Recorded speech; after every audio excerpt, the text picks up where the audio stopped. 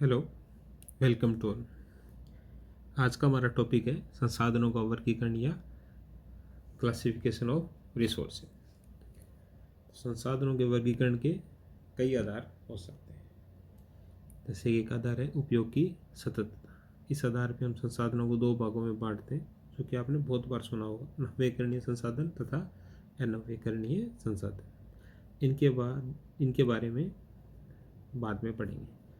पहले देखते हैं वर्गीकरण के और कौन कौन से आधार हो सकते हैं। एक आधार हो सकता है पर्यावरणीय तत्वों के आधार पे, जिसके आधार पे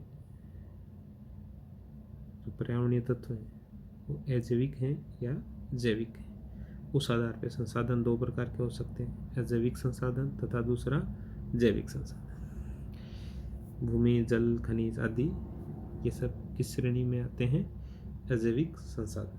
वहीं दूसरी ओर ऐसे संसाधन जिनमें क्या जीवन क्रिया होती है, जैसे कि वन्य जीव, पशुचारण, मत्स्य, कृषि फसलें, ये सब क्या जैविक संसाधनों के उदाहरण हैं। तो ये जो विभिन्न जो अजैविक और जैविक संसाधन हैं, इनका वितरण के बारे में विस्तार से आगे की इकाई 2 और 3 में करें। तो इसके साथ और कई आधार हो सकते हैं, जैसे कि जिमरमैन ने प्राकृतिक संसाधनों को उनकी उपलब्धता और वितरण के आधार पे वर्गीकृत किया। उसमें सबसे पहले है जो सर्वसुलभ संसाधन। वे संसाधन जो सर्वत्र समान रूप से पाए जाते हैं, जैसे वायुमंडल में उपस्थित ऑक्सीजन या नाइट्रोजन गैसें। दूसरे हैं सामान्य सुलभ संसाधन।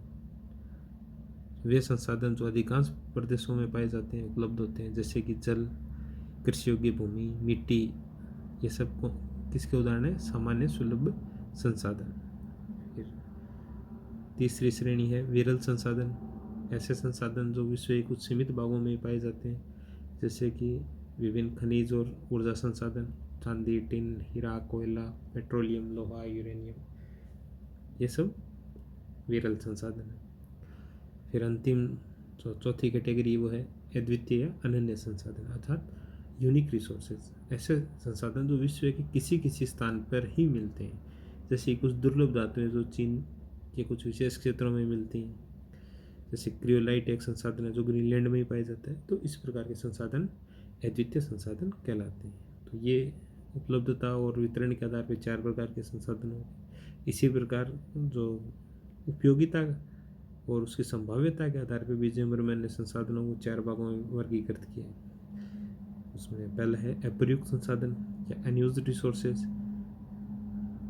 उस तत्व, गुण या स्थिति को अप्रयुक्त संसाधन कहते हैं जो मनुष्य के लिए उपयोगी तो है, किंतु उसका उपयोग अभी तक नहीं किया गया है। ऐसे संसाधन जिनका अभी तक उपयोग नहीं किया गया, वो कौन से संसाधन है? अप्रयुक्त संसाधन।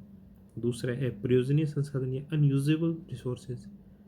वे तत्व जिनको वर्तमान ज्ञान और तकनीक के आधार पर निकट भविष्य में उपयोग में नहीं लाया जा सकता, ऐसे संसाधन कैसे संसाधन कहलाएंगे? अप्रयोजनीय संसाधन।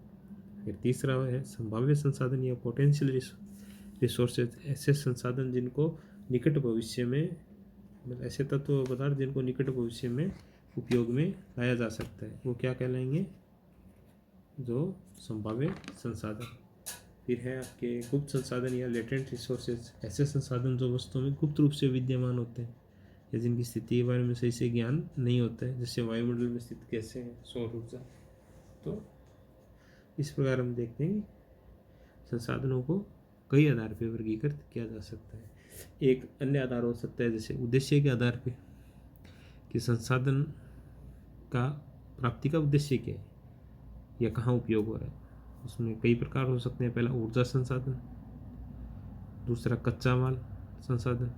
ऐसे संसाधन जो किसी औद्योगिक या फिर अन्य गतिविधियों में बतौर कच्चे माल के तौर पे काम आते हैं। तीसरा हो सकता है खाद्य संसाधन, जो कि खाने के काम आते हैं। तो इस प्रकार संसाधनों के वर्गीकरण के कई आधार हो सकते हैं। अब हम लौटते हैं पुनः जो पहला आधार था उपयोग की सततता के आधार पे। अब उसमें देखते हैं कि नवीकरणीय संसाधन कौन से हैं और अनवीकरणीय संसाधन कौन से। नवीकरणीय संसाधन ऐसे संसाधन होते हैं जिनको बार बार उपयोग में लिया जा सकता है। पदार्थ क्या होते हैं, उनमें उपयोग की सततता पाई जाती है। ये असमाप्य होते हैं, कभी समाप्त नहीं होते। इनकी आपूर्ति अनंत होती है, अनंत काल के लिए होती है, असीमित होती है, और इनकी सतत पुनरावृत्ति संभव होती है, अर्थात इनको बार बार उपयोग में लिया जा सकता है। नवीकरणीय संसाधन खुद दो प्रकार के हो सकते हैं।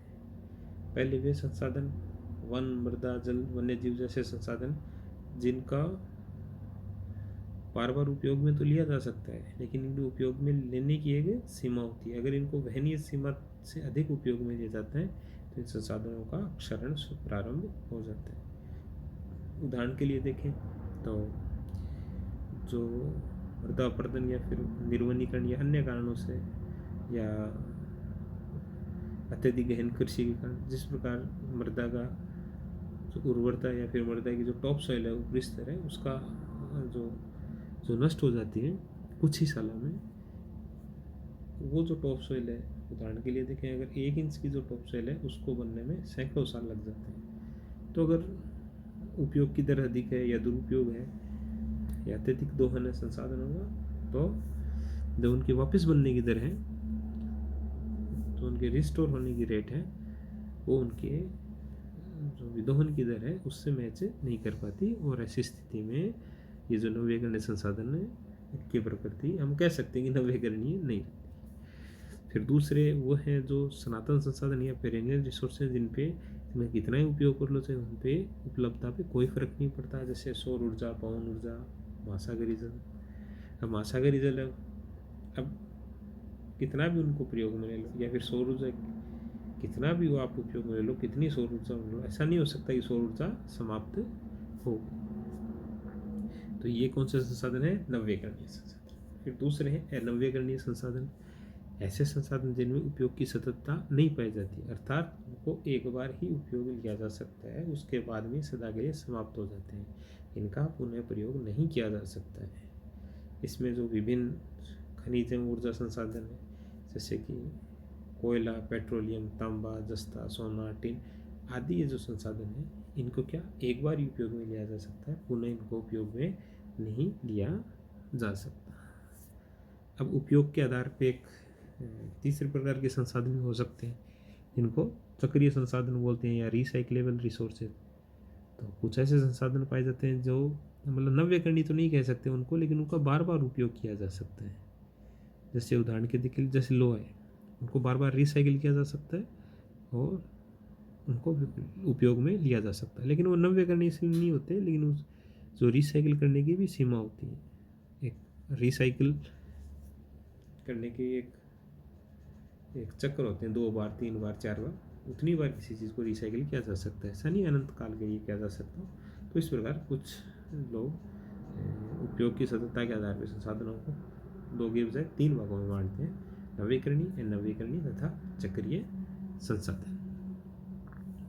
तो इसमें नवीकरणीय और अनवीकरणीय कई संसाधन हैं, जिनको हम इकाई 2, इकाई 3 में विस्तार से पढ़ेंगे। धन्यवाद।